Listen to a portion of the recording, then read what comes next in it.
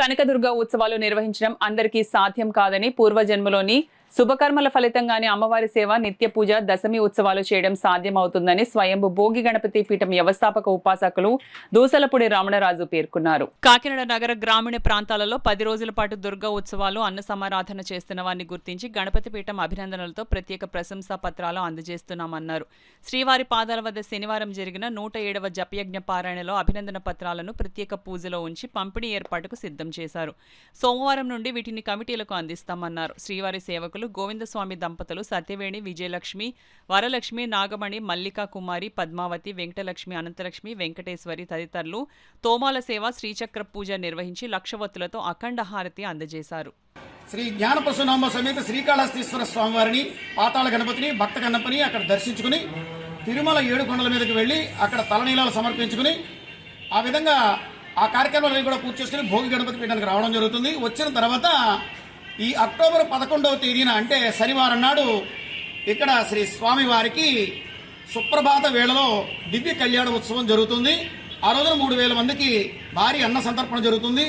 దంపతులకి కూర్చోబెట్టి దంపతుల భోజనాల కార్యక్రమాలు జరుగుతాయి. ఇవన్నీ కూడా లోక కళ్యాణార్థం కాలజ్ఞాన సహితంగా భోగి గణపతి ఆవిర్భవించినటువంటి సందర్భంగా కలియుగ ఆది స్వయం అయినటువంటి శ్రీ వెంకటేశ్వర స్వామి వారి యొక్క దివ్య పాద పద్మాలు శ్రీ భోగి గణపతి పీఠంలో యజ్ఞాలు, యోగాలు, హోమాలు ఏవైతే జరిగినాయో ఆ ప్రదేశంలో ప్రతిష్ఠితం కాబడ్డాయి. ఆ సందర్భంగా కృతజ్ఞతాపూర్వకంగా ఈ కార్యక్రమాలన్నీ కూడా జరుగుతూ ఉన్నాయి.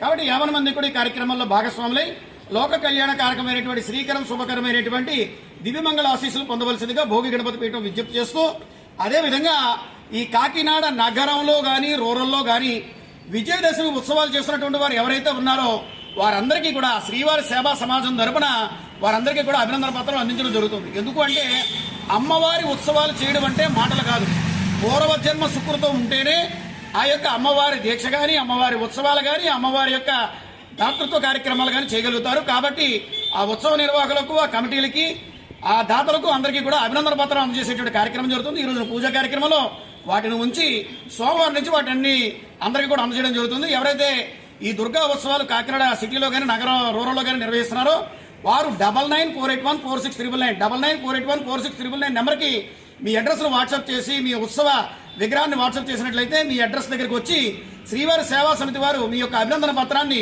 అందజేయడం జరుగుతుందని భోగి గణపతి పీఠం తెలియజేసుకుంటారు.